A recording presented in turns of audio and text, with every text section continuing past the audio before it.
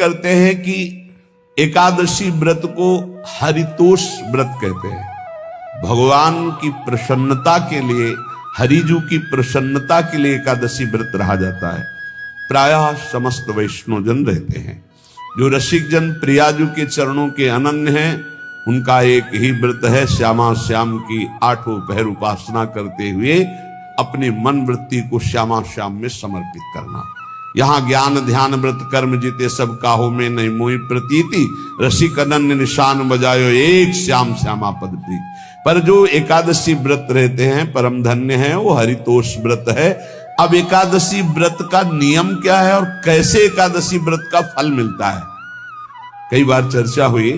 बहुत सुंदर तस्मा शास्त्रम प्रमाणम ते, शास्त्र प्रमाण के अनुसार श्री सनातन मुनि बोल रहे हैं, अथ ते नियमान वच्मि व्रते ह्रस्मिन् दिनत्रये, कास्यम मानुषम मसूरान्नम चणकांको द्रवास्तथा, शाकम मधुपरान्नम च पुनर्भोजन मैथुने, दशम्याम 10 वस्तूनि वर्जयेत वैष्णवः सदा। जिसे एकादशी रहनी हो और एकादशी का फल प्राप्त करना हो, उसको ये नियम पालन करना चाहिए। अथ ते नियमान वच्मि व्रते ह्रस्मिन् दिनत्रये, उसको 3 दिन, एक तो दशमी और एक द्वादशी और फिर बीच में एकादशी, उसको 3 दिन संयम में रहना होता है, तब बीच की एकादशी का उसे फल प्राप्त होता है। जिसे एकादशी व्रत रहना हो, उसका नियम है कि दशमी के दिन कांसे के पात्र का त्याग करे। वैष्णव सिद्धांत है कि कभी जिसमें मांस बना उस रसोई का भोजन न ग्रहण करे। मसूर की दाल, चना की दाल, कोदों और कोई भी शाक, शहद, दूसरों का अन्न, दोबारा भोजन और मैथुन, ये दशमी के दिन त्याग दे। एक बार दशमी के दिन भोजन करे 24 घंटे में, क्योंकि एकादशी रहना है। कांसे का पात्र, जिस रसोई में मांस बना उसके भोजन का त्याग, मसूर की दाल, चना, कोदो, शाक, मधु अर्थात शहद और दूसरे के द्वारा दिया हुआ भोजन और दोबारा भोजन और मैथुन क्रिया, इनका दशमी के दिन कभी भी प्रयोग ना करें। इन 10 वस्तुओं से वैष्णव दूर रहे दशमी के दिन। फिर एकादशी के व्रत में, ये पीछे तो हम वर्णन कर ही चुके हैं, कहीं नहीं आया यहाँ कुटू का वो कचौड़ी पकौड़ी और सिंघाड़ा का हलवा और सावा, ये दुनिया के खीर और सब। एकादशी के दिन किसी भी तरह की गेम आदि क्रीड़ा ना खेले। जैसे अब आज व्रत है तो बैठे हैं अपना मोबाइल में गेम खेल रहे हैं, ऐसा कोई भी क्रीड़ा नहीं, द्वित क्रीड़ा, किसी भी तरह का गेम, ये सब खेल नहीं।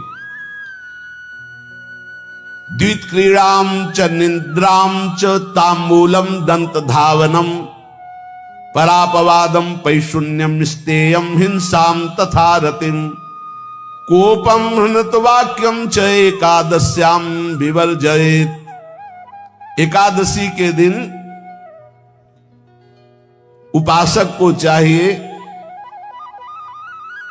कि वो किसी भी तरह की क्रीड़ा, मनोरंजन बिल्कुल नहीं।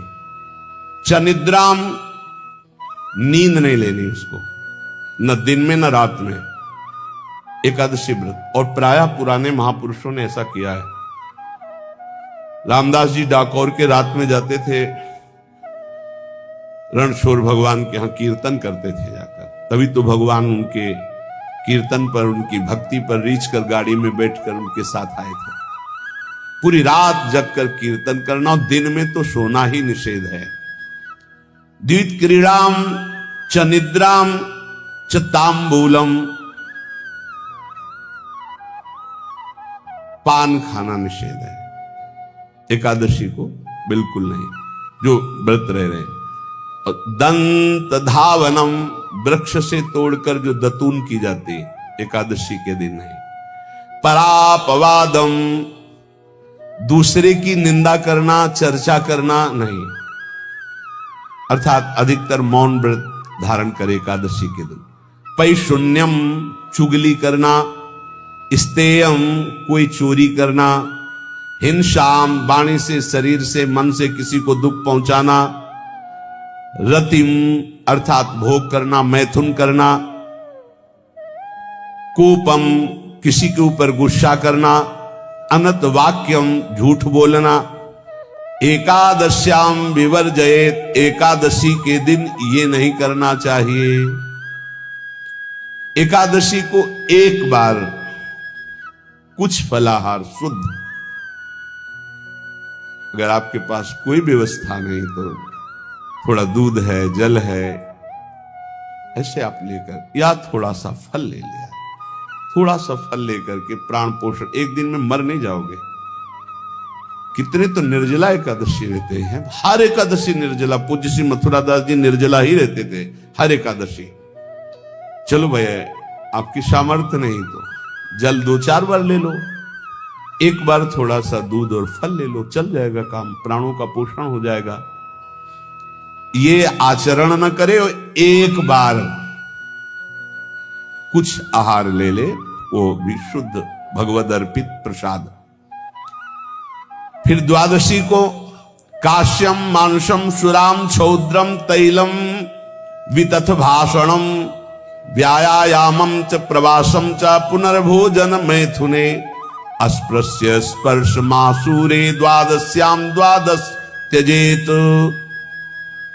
कांस के पात्र में द्वादशी को भी भोजन न पावे। जिस रसोई में मांस बनाओ उसमें आहार न ले। किसी भी तरह का नशा द्वादशी को न करे। शहद न पाए, तेल के बने पदार्थ न पाए, मिथ्या भाषण न करे और बहुत शरीर का व्यायाम न करे, बहुत थकावट वाले कार्य न करे। दोबारा भोजन न करे, एक बार द्वादशी को भी भोजन पवित्र। मैथुन न करे, जिसका स्पर्श नहीं किया जाता ऐसे पदार्थों का स्पर्श न करे और मसूर की दाल न खाए। द्वादशी को जो इन नियमों का पालन करता है, दशमी द्वादशी ऐसे और एकादशी ऐसे, तब उसे एकादशी व्रत का फल प्राप्त होता है। जो इस पद्धति से एकादशी, ये जो मनमानी है सब नहीं, हर पदार्थ मिल जाएगा आपको फलाहार में। हर पदार्थ हमको बताया गया कि आपको जो चाहो सब पदार्थ फलाहार का। अरे भाई, हरितोष व्रत है तो हरि प्रसन्नता के लिए एक दिन भूखे रहने बहुत आनंद आता है। पहले भगवत कृपा से ऐसी गंगा जल पी करके कुछ दिन, फिर कभी कभी निर्जला एकादशी का भी आनंद। बड़े संन्यास मार्ग में थे तो बड़े संयम से सब शास्त्रीय पद्धतियों का निर्वाह होता था। उपासक को चाहिए कि इन नियमों से व्रत का अनुष्ठान करे, मनमानी आचरण न करे। सबसे प्रार्थना जो एकादशी रहते हो, हरितोष व्रत इसे कहते हैं, भगवान की प्रसन्नता के लिए रहा जाता है, रहना चाहिए। जो अपनी आचार्य परंपरा में हैं, जैसे जिनका सिद्धांत है, पर रहने का सिद्धांत ये श्री सनत कुमार जी वर्णन, श्री सनक जी महाराज, ये सनत कुमार जी वर्णन की। सनक जी महाराज कह रहे हैं, यदि भगवान का आश्रय नहीं, सत्संग नहीं है, तो इन 4 में से एक हो तो नाश कर देता, फिर चारों हो तो सर्वनाश हो जाता है। यौवनम धन संपत्ति, प्रभुत्व विवेकता, एकैपमप्यनर्थाय किमु यत्र चतुष्टयम। यदि सत्संग नहीं है, यदि भगवद आश्रय नहीं है, खूब धन हो, जवान अवस्था हो और बढ़िया पद मिला हो, प्रभुत्व चलता हो और अज्ञान हो, फिर क्या कह रहा है? बोले ये चारों जहां मौजूद होते हैं वहां सर्वनाश का खेल शुरू हो जाता है। अगर इनमें से एक हो तो सर्वनाश करने में पर्याप्त है, और अगर चारों हो तो फिर क्या कहना है? यौवनम, जवान हो, धन संपत्ति, खूब रुपया पैसा हो, प्रभुत्व, कोई पद हो, कोई अधिकार हो बड़ा, फिर अविवेकता और अज्ञानी हो तो बोले एक नाश कर देगा, फिर चारों तो नाश ही कर देंगे। अगर सत्संगी है तो ये चारों महान कार्य कर देंगे। क्या यौवनम, जवान है, खुद दूसरों की सेवा, मेहनत पूर्वक धन संपत्ति कमाकर माता पिता की सेवा, परिवार की सेवा। ये माता पिता, हमारा वेद कहता है मातृ देवो भव, तैत्तिरीयोपनिषद, मातृ देवो भव, पितृ देवो भव, आचार्य देवो भव, अतिथि देवो भव, यान्य नवद्यानि कर्माणि तानि सेवितव्यानि नो इतराणि, यान्यस्माकः सुचरितानि तानि तोयोपास्यानि नो इतराणि, ये के चास्माच्छेयाः सो ब्राह्मणाः तेषां त्वया स्नेन प्रश्वसितव्यं, श्रद्धया देयं अश्रद्धया देयं, श्रिया देयं ह्रिया देयं भिया देयं संविदा देयं। वेद कहता है मातृदेवो भव, माता साक्षात हमारी भगवान है। देव हरि को कहते हैं, केशव देव जैसे कहा हरि को कहते हैं, गोविंद देव, मातृ देव, माता भगवान है। हे धिक्कार है उन पुत्रों को जो अपने माता के द्वारा पोषित किए हुए शरीर से हाथ उठाते हैं अपने माता पिता के ऊपर। नरक में तुम्हारी जो दुर्दशा होगी भोगोगे। एक हमको दिखाया गया दृश्य कि अपनी माता की कोख में लात मारता है, थप्पड़ मारता है, पिता बैठा है उसको लात मारता है, थप्पड़ मारता है, बाल घसीट कर गेट तक माता को ले जाता है। अब इनकी जो दुर्दशा होगी ये बोल नहीं पाएंगे, बता नहीं पाएंगे। ऐसी जगह मारा जाता है कि बस तलकते रहो, कुछ कह नहीं सकते, घोर नरकों की प्राप्ति होती। वेद कहता, तैत्तिरीयोपनिषद, मातृ देवो भव, ध्यान से सुन लो, सत्संग है, ये माता साक्षात भगवान है। अगर तुमने मारा, वाह भर करके इसके आंसू गिरे, जितने आंसुओं की बूंद से भूमि के कण भींजेंगे उतने कल्प तक नरक भोगोगे। ध्यान रखना, तुम्हारा कभी यश, कभी कीर्ति, कभी श्री, कभी हिरी, ये कभी तुम्हारे उदय नहीं हो सकती। तुम्हारा सर्वनाश हो जाएगा अगर मां पे हाथ उठाया। पितृदेवो भव, पिता साक्षात भगवान है। देखो भगवान अवतरित हुए तो प्रात काल उठी कै रघुनाथा, मातु पिता गुरु नावहि माथा। आचार्य देवो भव, माता साक्षात भगवान है, पिता साक्षात भगवान है, आचार्य गुरुदेव साक्षात भगवान है। जो अपनी माता को, अपने पिता को दुख देता है, अपने गुरुदेव की अवहेलना करता है, उसका कभी मंगल हो सकता है? वो कभी सुख प्राप्त कर सकता है? वेद कहता है जो निर्दोष कर्म करते हुए धन कमाकर, कैसा कर्म? निर्दोष कर्म करते हुए धन कमाता है और उस धन से अपने बूढ़े माता पिता और गुरुजनों की सेवा करता है, जीवन धन्य है।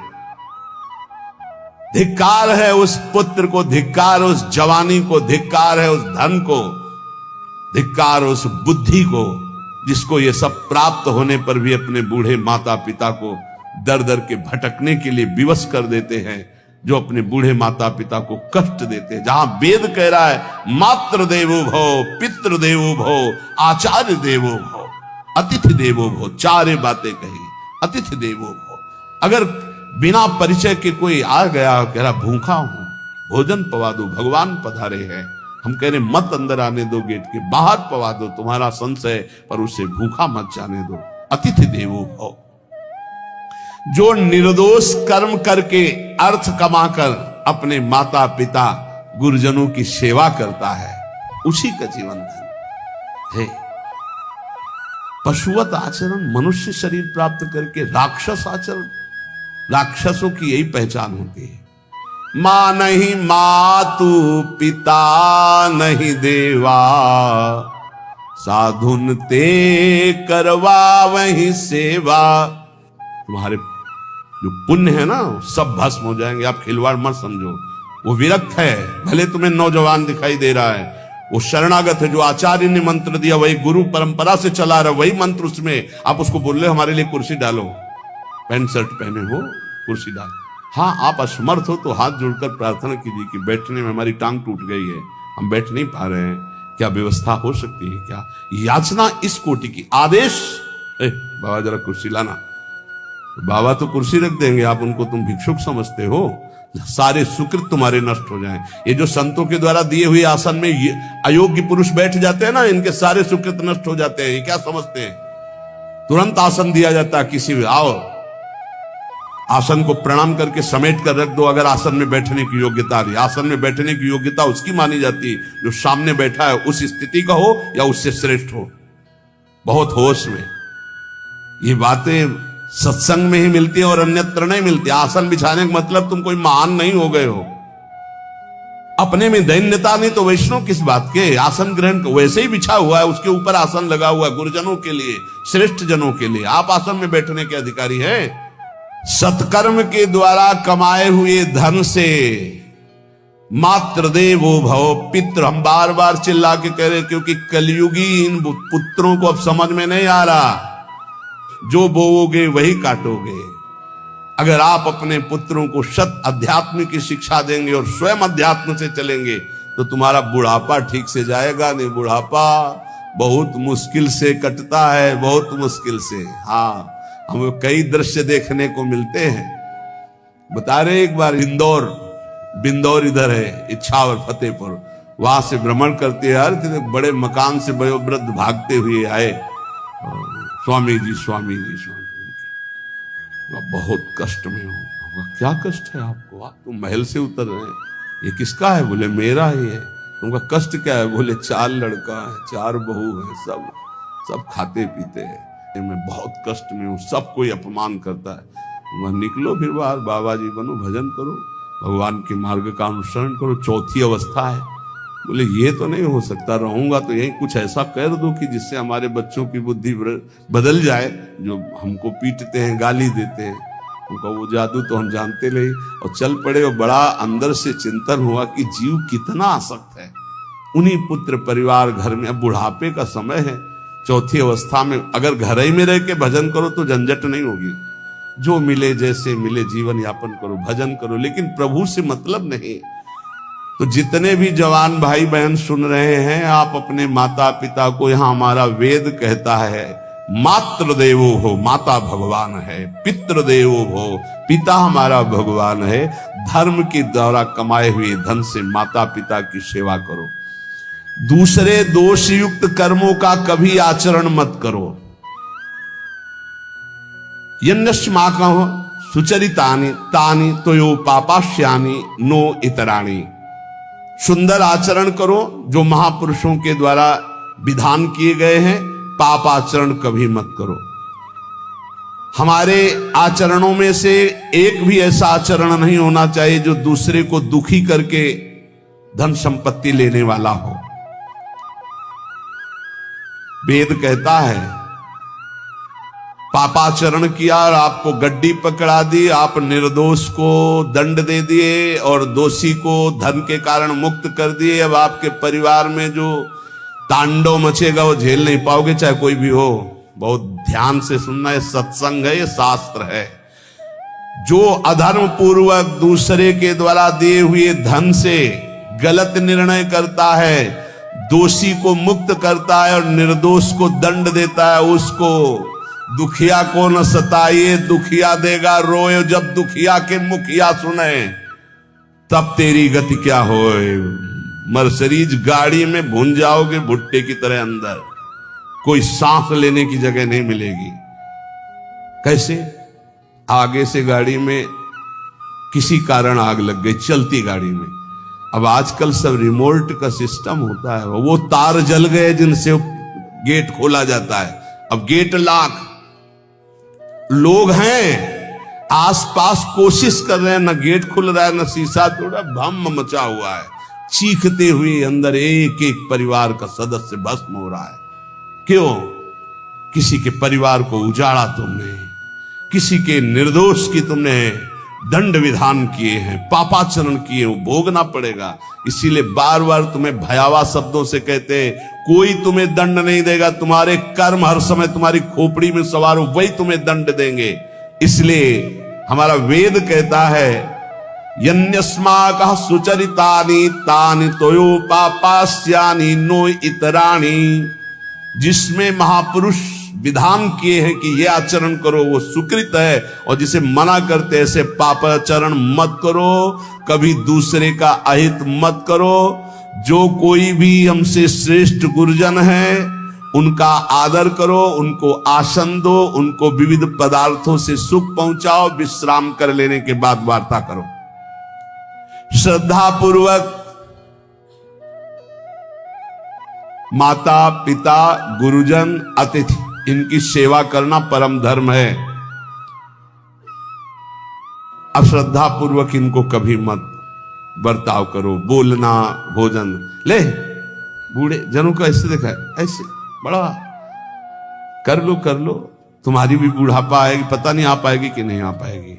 अगर आएगी तो बहुत बढ़िया आएगी, तुम्हें ऐसे सताएगी कि आप देख लेना। बहुत हमारा हृदय इस बात से पीड़ित हो जाता है कि मां के प्रति ऐसा बर्ताव, जिस मां ने इतना पिता की क्षमता से हजारों गुना बढ़कर माता का प्यार होता है। ऐसे माता को, ऐसे पिता को हमें तो लगता है रोज चरण धो के पीना चाहिए। भगवान साक्षात इनमें विराजमान है। भगवान सच्ची कहता हूं, जो अपने माता पिता को त्रास देते हैं भगवान भी रक्षा नहीं करेंगे। कोई दान पुण्य तुम्हारा काम नहीं आएगा, क्योंकि ऐसे महामहिम पूज्य माता पिता के प्रति आप ऐसा देखो। प्रार्थना करते, चाहे गाली बकने वाले, गुस्सा करने वाले माता पिता हों, यदि वो चल नहीं पाते, वयोवृद्ध है, तो भगवान की तरह पूजा करो, उनके व्यवहार को मत देखो, तुम्हारा काम बन जाएगा, उनका आशीर्वाद आपको मिल जाएगा। आर्थिक स्थिति के अनुसार अतिथि की सेवा करो, गुरुजनों की सेवा करो, भय से भी युक्त होकर सेवा करो। अधिकार है माता पिता का, गुरुजनों का। यदि आप सेवा नहीं करोगे तो अपराध लगेगा। इतना बड़ा शरीर पैदा किया है, लेवरी करो, रिक्शा चलाओ, उससे जो मिले अपने माता पिता की सेवा करो। तो यहां कह रहे कि ये चार अगर आपके पास हैं, इनका सदुपयोग नहीं हो। यौवनम धन संपत्ति प्रभुत्वम अविवेकता एकैपमप्यनर्थायम किमु यत्र चतुष्टयम। यदि धन है, जवानी है, आपका प्रभुत्व चलता है, बड़े पद में हो और अज्ञानी हो, एक तो सर्वनाश कर देता है, फिर चारों हो तो सर्वनाश पक्का। और यदि कहीं भगवान का आश्रय मिल जाए, संत जनों, तो ये परम मंगलदायक है। अविवेक विवेक में बदल जाता है। जो धन है, इसकी तीन गतियां बताई गई हैं। दान भोग विनाशश्च रायः स्युर्गतस्त्रिधा। तीन गति होती है, एक दान और एक स्वयं भोग करना, और अगर नहीं किया तो सर्वनाश, वो नाश को ही प्राप्त हो जाएगा।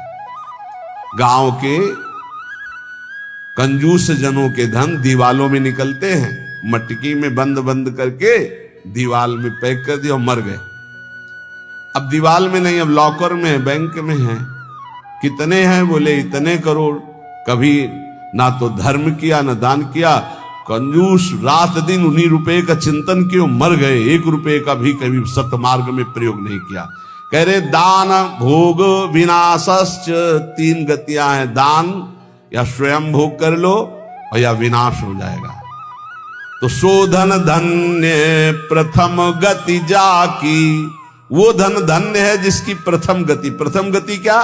दूसरों को सुख पहुंचाने में लगा। अस्पताल में दे दिया, गरीब लोगों की औषधियों के, या भूखी गौओं के उदर पोषण में, या संत महात्माओं के निवास या वस्त्र या भोजन, ये सब उत्तम गतियां हैं। अगर ये नहीं किया तो चलो घर में ठाकुर जी विराजमान करो, स्वयं बढ़िया भोग लगाओ, पाओ, परिवार को सुखी रखो, इतने कर लो। वैसे सो धन धन्य प्रथम गति जाकी, प्रथम तो है दान, फिर दूसरा स्वयं चलो उपयोग कर लो धार्मिक धर्म पूर्वक अपने परिवार का। लेकिन अगर ऐसा नहीं किया तो तीसरी गति है नाश, वो तुम्हारे किसी काम में धन आने वाला नहीं है। जो न दान करता है ना भोगता है उसका नाश हो जाता है। अरे भाई, वृक्ष से ही शिक्षा लो लो, दूसरों के लिए ही होता है, तो तुम मनुष्य बनकर क्या दूसरों का परोपकार नहीं कर सकते? यदि तुम जवान हो, तुम्हारे पास धन है, प्रभुत्व है, विवेक है, तो तुम पूरे राष्ट्र की सेवा की भावना जागृत करो। समाज में ही भगवान विराजमान है। ये मानवा हरि कथा श्रवणास्त दोषा कृष्णांगी पद्म भजने रत चेतनाश्च ते वै पुनन्ति च जगन्ति शरीर संगात संभाषणादपि ततो हरिरेव पूज्यः। एक तो ये बताया, दूसरा बताया कि ये महाधन्याति धन्य होते हैं। एक तो होते जवान है, रुपया पैसा खूब कमा रहे हैं, बड़ा प्रभुत्व है, अविवेक है तो नाश कर देगा, और विवेक है तो इन्हीं का सदुपयोग हो जाएगा। एक है जो सबसे हटकर है, ये मानवा हरि कथा श्रवणास्त अधोषा, जो रात दिन नाम जप करते हैं, भगवान की चर्चा करते हैं और सुनते हैं, और अदोषा, वो सारे दोषों को अपने मिटा चुके हैं। कृष्णांगी पद्म भजने रत चेतनाश्च, निरंतर अपने चित्त को प्रभु के भजन में डुबोए हुए हैं, प्रभु के चरणों के ध्यान में अनुरक्त किए हुए। उनका क्या प्रभाव होता है? बोले तैवै पुनन्ति च जगतन्ति शरीर संगात। ऐसे महात्माओं का यदि शरीर है प्रगट में, तो उस शरीर से स्पर्श करके वायु जिस जिस को छूती है वो पाप रहित हो रहा है। जो उनके दर्शन करते हैं वो पाप, संत दरस जिमि पातक तरई, संतों के दर्शन मात्र से पाप नष्ट होते हैं, उनके शरीर के स्पर्श से पाप नष्ट होते हैं। संभाषणादपि ततो हरिरेव पूज्यः, यदि उनसे संभाषण करने को मिल जाए तो बोले वो इतना पवित्र हो जाता है कि भगवान उनमें वास करने लगते हैं। हरिदेव, हरि उसमें विराजमान है, हरि ही है, ऐसा वो पूज्य हो जाता है। यदि जो नाम जप कर रहे हैं, जिनका चित्त भगवान के चिंतन में है, जो कथा भगवान की चर्चा कर रहे हैं, जो भगवान की चर्चा सुन रहे हैं, अदोषाः, जो समस्त दोषों पर विजय प्राप्त कर चुके हैं, ऐसे मानवाः पुनन्ति च जगतन्ति, वो पूरे जगत को पावन करने की सामर्थ्य रखते। सातरते सातरते सा लोकांतारयति मम भक्ति युक्तो भोनम पुनातु, वो लोक के लोक पावन कर देते। कैसे? उनके शरीर से स्पर्श की हुई वायु दूसरों के पापों का नष्ट, उनका दर्शन दूसरों के पापों का नाश, उनका संभाषण दूसरों के पापों का नाश। यदि संत संग मिल गया तो निश्चित हरिदेव ही, वो भगवान से ही मिल रहा है, क्योंकि वहां भगवान जागृत है सबके हृदय में, पर भगवान शयन कर रहे हैं, माया का पर्दा लगाए। संत के हृदय में भगवान पर्दा रहित होकर जागृत हो चुके हैं, तो उनके दर्शन से, संभाषण से, स्पर्श से निश्चित परम कल्याण इस जगत का होता है। कौन भगवान? भगवान किसे कहते हैं? तो बोले सनंदन मुनि बोल रहे हैं। सनातन जी की सुना एकादशी व्रत पर बोले, और अभी तक सनक जी बोल रहे। अब सनंदन जी कह रहे, ऐश्वर्य समग्रस्य धर्मस्य यशसः श्रियः ज्ञान वैराग्ययोश्चैव शरणां भग इति ऋणा। संपूर्ण ऐश्वर्य, संपूर्ण धर्म, संपूर्ण यश, संपूर्ण श्री, संपूर्ण ज्ञान, संपूर्ण वैराग्य, ये 6 जहां विराजमान है भग, उन्हें भगवान कहते हैं। ये पूर्ण रूप से भगवान में ही विराजमान है, और जिसमें ये सामर्थ्य है उसे भगवान कहते हैं। उत्पत्ति प्रलयम चैव भूतानामा गतिम गतिम वेत्ति विद्याम विद्याम च स वाच्यो भगवानिति। जो सबकी स्वयं अपने संकल्प से उत्पत्ति करता है, उत्पत्ति करने वाले ब्रह्मा जी की भी जो उत्पत्ति का कारण है, जो अपने ही बल से सबका विनाश कर देता है, प्रलय, और जो सबका पालन करता है, उसे भगवान कहते हैं। जो आवागमन तथा विद्या अविद्या इसका स्वामी है, उसे भगवान कहते हैं।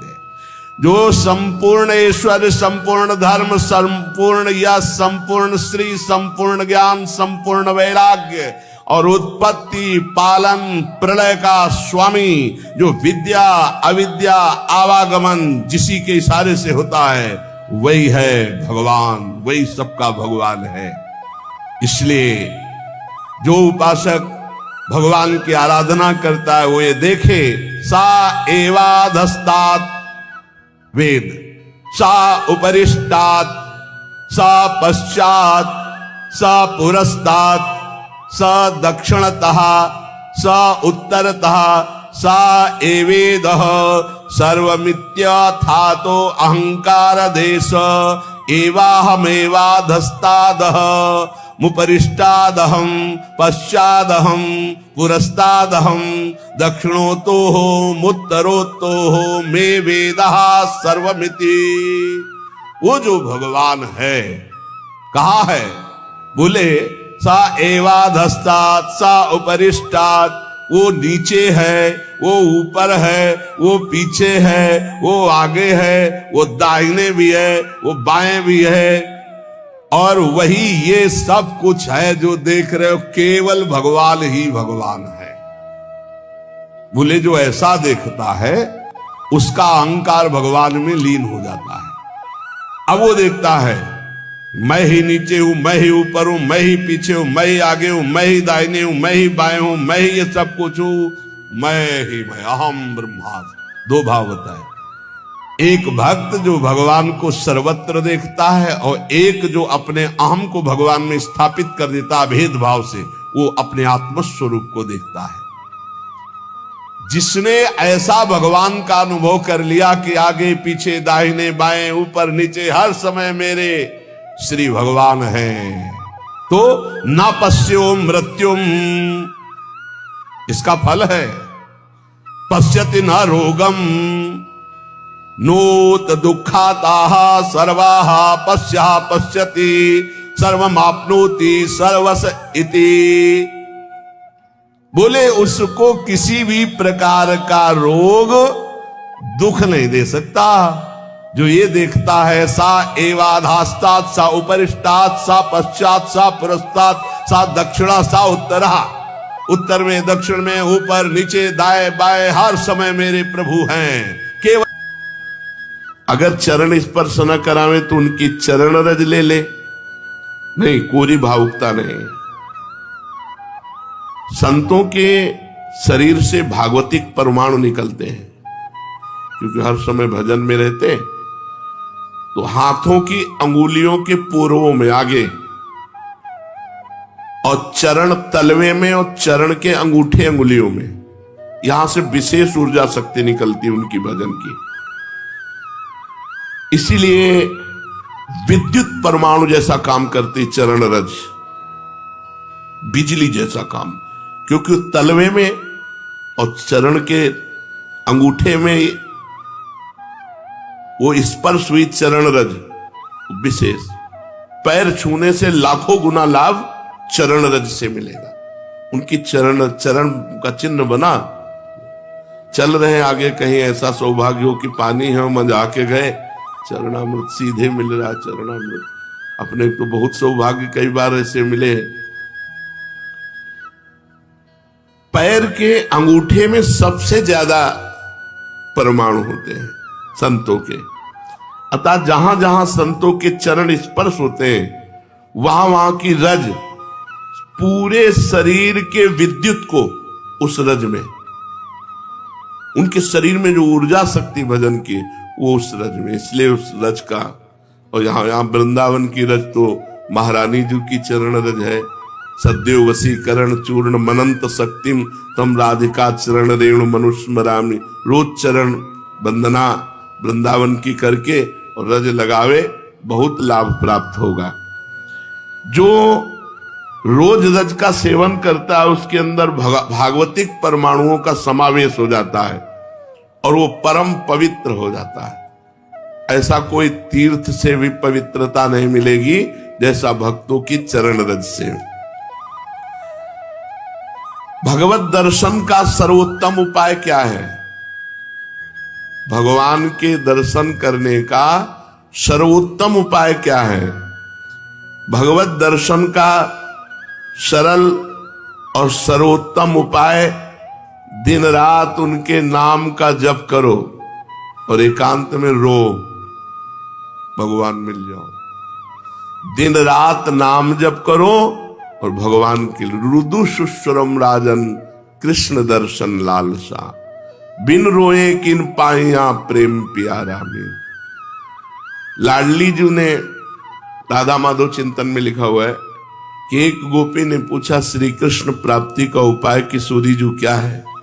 तो किशोरी जी ने कहा हमने तो केवल आंसुओं को ही समझा है, केवल आंसुओं को ही समझा है प्रीतम की प्राप्ति का उपाय।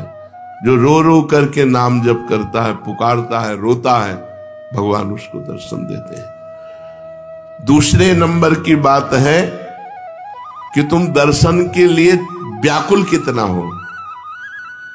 जब तुम्हें न खान पान अच्छा लगे, न सोना अच्छा लगे, कुछ अच्छा ही न लगे, इतनी व्याकुलता की जीना भी अच्छा नहीं लग रहा। ये जब मृत्यु प्रिय लगने लगे और जीना प्रिय लगने लगे, इतना विरह हृदय में आ जाए, इतनी व्याकुलता हृदय में आ जाए, उसी समय भगवान दर्शन दे देते हैं। पर पहला उपाय दूसरे उपाय की अपेक्षा ठीक है कि हमारे अंदर विरह भी नहीं है, व्याकुलता भी नहीं, जलन भी नहीं है, पर हम रात दिन नाम जप करते तो अपने आप भगवान आकर दर्शन देंगे, पक्का। ना चाहो तो भी आके मिल जाएंगे। देखो मार्कंडेय जी भजन कर रहे हैं, चाह नहीं थी भगवान शंकर और पार्वती जी की, पढ़ के देख लो भागवत में, अपने आप आकर के दर्शन दिए। नर नारायण भगवान दर्शन दिए, सब दर्शन दे देंगे, खूब भजन करो। कहते हैं कलयुग में भगवान के दर्शन नहीं हो सकते, कलयुग है, इसमें साक्षात भगवान के दर्शन नहीं हो सकते। मेरा दृढ़ विश्वास है कि इस युग में भगवान के दर्शन पहले युगों से सरलता से होते हैं। 10,000 वर्ष एक पैर के अंगूठे के बल खड़े होकर दोनों हाथ उठा के, जो हम लोग 1 मिनट नहीं कर सकते, पैर के अंगूठे के बल खड़े होके दोनों हाथ उठा 1 मिनट नहीं कर सकते, वो 10,000 वर्ष मंत्र जपते हुए तब कहीं करदम जी को भगवान का दर्शन हुआ था।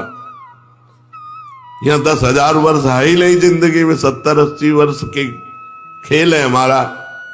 इसमें अगर हम निरंतर नाम जप कर लें तो बिना किसी तपस्या के भगवान के दर्शन हो जाएंगे। कह रहे मेरा विश्वास है कि इस कलयुग में भगवान के दर्शन बहुत सरल हैं, सहज हैं, पहले युगों से भी। अन्य युगों के महापुरुष चाहते हैं कि कलयुग में मेरा जन्म हो जाए, थोड़े प्रयास से भगवान के दर्शन, रात दिन नाम, थोड़ा प्रयास, अब 10,000 वर्ष वाला प्रयास, और 80 साल के हैं, 80 में 20-30 वर्ष तो सोने के रख लो, क्योंकि अधिकतर बाल्यावस्था ऐसी चली गई। अब जवानी में अगर होश आ जाए और नाम जप कर ले तो इसी से भगवत प्राप्ति हो जाएगी। ऐसा रोज आने लगता है कि आज भगवान मिलेंगे, आज भगवान मिलेंगे। जब भजन परिपूर्ण होने लगता है, भगवान को मिलना होता है, तो हृदय से लगता है आज भगवान मिलेंगे, आज भगवान, आज तो पक्का मिलेंगे। भगवान मिल जाते हैं। भगवान फिर कोई न कोई रूप रख करके आते हैं और वो अनुभव कराते हैं, मैं हूं, देखो मैं हूं। अपने को तो अन्य रूपों की बात क्या, साक्षात रूप में भगवान शंकर काशी के घाटों में आए, पर ये बस था भूख प्यास सहते हुए, आज भगवान मिलेंगे, आज भगवान मिलेंगे, आज पक्का मिलेंगे। दोपहर की तपती हुई भूमि, जो पूरे घाटों में कोई व्यक्ति न दिखाई दे, नंगे पैर, हाथ में त्रिशूल लिए हुए, जटाओं का, अरे दौड़ पड़े, साष्टांग दंडवत।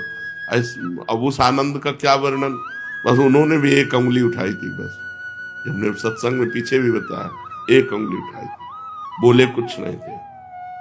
वो एक है, बस एक है, अनेक कोई नहीं, अन्य कोई नहीं। जो किसी की निंदा करता है वो अभी अज्ञानी है, अन्य की निंदा नहीं। यहां तो पापी की भी निंदा नहीं की गई है। ये क्रूरापि पापिनो न च सताम संभाष्य दृश्यास्ते सर्वान वस्तुतया निरीक्ष परम स्वाराध्य बुद्धिर्मम। मेरा दृढ़ विश्वास है कलयुग में थोड़े ही भजन से भगवान का साक्षात्कार हो जाता है, क्योंकि अल्पायु है हम लोगों की। भगवान के दर्शन कैसे होते हैं, कैसे कैसे कैसे भगवान के दर्शन होते हैं? जप से,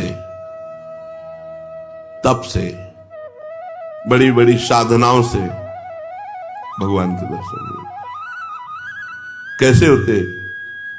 भगवान मेरे हैं और बस मुझे मिलना है, मुझे प्रियाजू से मिलना है, मुझे प्रभु से मिलना है, बस बहुत सरलता की बात है। भगवान मेरे हैं। जितना मां से प्यार है, जितना बहन से प्यार है, जितना शरीर से प्यार है, जितना पुत्र से प्यार है, उतना भगवान से प्यार हो जाए, भगवान मिल जाएंगे। उनको तो थोड़ा भी प्यार दे दो तो मिल जाएंगे वो, पर थोड़ा भी प्यार नहीं है, कैसे भगवान मिले? कौन भगवान से मिलना चाहता है? किसको व्याकुलता हुई? कौन रात भर जगा भगवान से मिलने के लिए? कौन कई दिन भूखा रहा भगवान से मिलने के लिए? तो ये बातें हैं। सबकी ममता ताग बटोरी, मम पद मन ही बांध बर डोरी। अब प्रभु के सिवा मेरा कोई नहीं, मेरे तो गिरधर गोपाल, दूसरों न कोई। हृदय व्याकुल है प्रभु के मिलने। वो इतनी तक तो पहुंचना ही नहीं पड़ता, इसके पहले ही वो हृदय और मानस में छाने लगते हैं, फिर साक्षात्कार तो अपने आप हो जाता। इतना नहीं पहुंचना पड़ता, मारो नहीं, सहज सरल आनंद, व्याकुलता आनंद भरी। और उतने में आप थोड़ा करके देखो, आपकी भावना में आते हैं कि नहीं प्रभु? अभी देखो आप जितना भजन करते हो उतनी भावना में आते हैं कि नहीं? देखो आप, तो वैसे आपकी भावना के सामने है। और जब गाढ़ भावना हो जाएगी तो ही आपसे बात करने लगेंगे। वो है, कोई कण ऐसा नहीं जाना हो तो जब आप भावना कर रहे हैं तो आपकी भावना में जो झांकी आई वो आए हैं प्रभु। वो केवल कोरी भावना नहीं है। क्या साधना करते करते साधन के बल से भगवान मिल सकते हैं? नहीं। कि आप खूब साधना कर रहे हो, साधना का आपको बल है, उससे भगवान मिल जाएंगे? नहीं, उसका फल मिलेगा आपको, तप लोक, महालोक, जनलोक, ब्रह्मलोक और भी, लेकिन भगवान नहीं मिलेंगे। भगवान का मिलने का एक ही उपाय है कि वो कृपा कर दे, वो कृपा कर दे। कोई साधक चाहे कि अपने तपोबल से, अपने साधना के बल से भगवान को बांध के सामने खींच के लाए, ऐसा कोई तपस्वी नहीं पैदा हुआ, ऐसा कोई साधक नहीं पैदा हुआ। कितना भी साधन किया जाए, कितना भी योग किया जाए, परंतु भगवान के दर्शन सिर्फ भगवान की कृपा से होते हैं। हाँ, वो देखकर द्रवित हो जाए कि बहुत तप कर रहा है, बहुत साधन कर रहा है, थक गया है, अब द्रवित होके भगवान दर्शन दे दे। लेकिन कोई अपने तपोबल से, कोई ये कि मैं साधना कर रहा हूं, भजन बल से भगवान को अधीन कर, ऐसा नहीं कर सकता। वो जब भजन करते हुए दैन्य भाव, तो भगवान द्रवित हो गए और वो दर्शन दे दिए। क्या जैसे हम दो मित्र मिलते हैं ऐसे भगवान से मिलकर वार्तालाप कर सकते हैं? हाँ, अवश्य। यदि आपके अंदर भगवान से प्रेम उदय हो चुका है तो भगवान आपसे दो मित्रों की तरह एकांत में मिलकर परस्पर वार्तालाप कर सकते हैं। बिल्कुल। इच्छा जगाओ, मिलने की इच्छा जगाओ। जब एकांत में भक्त और भगवान बातें कर रहे हैं तो दूसरा देख सकता है, दूसरा सुन सकता है? नहीं। मान लो यहीं बैठकर भगवान से बातचीत हो रही हो, तो जैसे नारायण स्वामी थे, अरे भाग तो भाग, कितना भागेगा, और कपड़ा समेट के पीछे भागते, तो लोग देखते कोई नहीं सामने, तो बाबा पागल हो गया। कुसुम सरोवर तक दौड़ के आते, फिर लौटते, फिर मुखारविंद तक दौड़ के जाते, फिर वहां जब प्रेमी जनों ने पूछा तो बोले हमारी उसकी छुआछुई हो रही, वो देखो सामने दौड़ रहा है, मैं उसे पकड़ रहा हूं, लेकिन उसकी सबको लगता कि पागल हो गए हैं क्या, दौड़ रहे हैं। कहते भाग तो कितना भागेगा, आज मैं पकड़ के छोड़ूंगा, और सामने कोई है नहीं, तो लोग पागल ही तो समझते थे। तभी भक्त को एक पागल संज्ञा दे दी जाती है। श्री भगवान यदि भक्त से मिलकर बातचीत कर रहे हैं और भगवान चाह ले कि हमारे और भक्त के दर्शन करके हमारे और भक्त की बात सुन ले, तो वो सुन लेगा, अन्यथा समाज में भगवान मिलकर चले जाएंगे और वो नहीं जान पाएगा। भगवान कृपा कर दें कि इसको मेरे दर्शन हो जाए, मेरी भक्त की बातचीत सुनाई दे, तो वो सुनने में। दूसरा सामर्थ्य नहीं है कि वो भगवान और भक्त की वार्ता को सुन सके या देख सके, जबकि प्रगट में होगी, पर वो सुन नहीं पाएगा, देख नहीं पाएगा। भगवान मिलने वाले हैं, कैसे पता चलेगा? उसके पूर्व की स्थिति क्या होती कि अब भगवान मिल जाएंगे, बस अब पक्का। भगवान के साक्षात्कार के पहले उसे स्वप्न में भगवान मिलेंगे, स्वप्न में भगवान का आना होगा। फिर वो बैठे बैठे दिव्य प्रकाश उसके झलकने लगेगा, वो प्रकाश में भगवान की झांकी करेगा, जिसको साक्षात्कार होना। साक्षात स्वप्न में भगवान के दर्शन होना, ऐसे नहीं कि कोई फोटो के दर्शन हो। स्वप्न में ऐसा कि हम देख रहे हैं, बातचीत कर रहे हैं भगवान से। जागृत में बैठे बैठे दिव्य प्रकाश, उसी में भगवान दिखाई दे रहे, वो भगवान से बातचीत कर रहा है, ये पहले स्थिति होगी। फिर साक्षात भगवान प्रकट होकर उसे दर्शन देंगे। प्रकाश के अगर दर्शन नहीं हुए तो भगवत दर्शन का भी अधिकारी नहीं। स्वप्न दर्शन के बाद भी दिव्य प्रकाश उसके नेत्रों के सामने छाया रहे, हर समय ललित त्रिभंगी मूर्ति सामने विराजमान है। भगवान की दिव्यता को सहन करने के लिए वो प्रकाश दर्शन आवश्यक है, इसलिए पहले भगवान प्रकाश दर्शन देते हैं। स्वप्न दर्शन ऐसे नहीं कि कोई चित्रपट के दर्शन किए या तीर्थ स्नान स्थान के दर्शन किए या कोई श्री विग्रह के आप मान लिए भगवत दर्शन, नहीं। साक्षात जैसा, जागृत जैसा स्वप्न में दर्शन।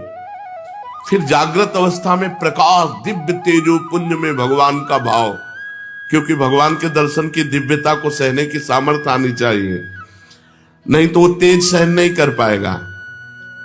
उसको ऐसा धक्का लगेगा कि एक साथ जैसे बड़ा पावर बिजली का करंट, तो मर जाएगा।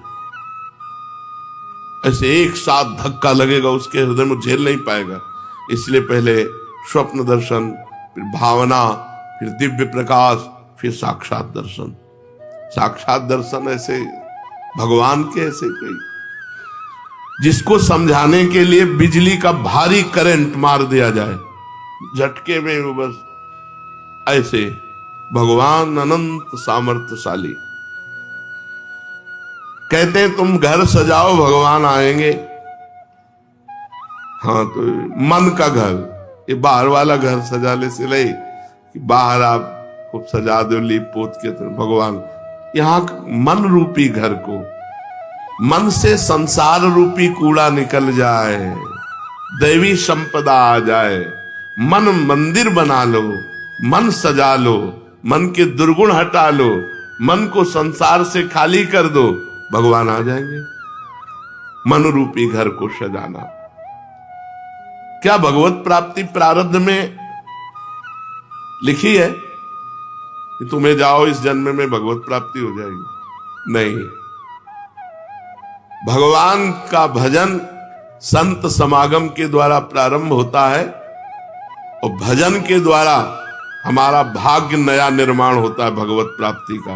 वो पूर्व जन्म से नहीं होता कि अगला जन्म तुम्हें भगवत प्राप्ति हो जाएगी, वो भजन से होता है। क्या प्रारब्ध बाधा पहुंचा सकता है? इच्छा प्रबल हो, भजन कस के हो, भगवान की अनन्यता हो, तो प्रारब्ध बाधा नहीं पहुंचा सकता, नहीं पहुंचा देगा। प्रारब्ध बहुत बुरा होता है।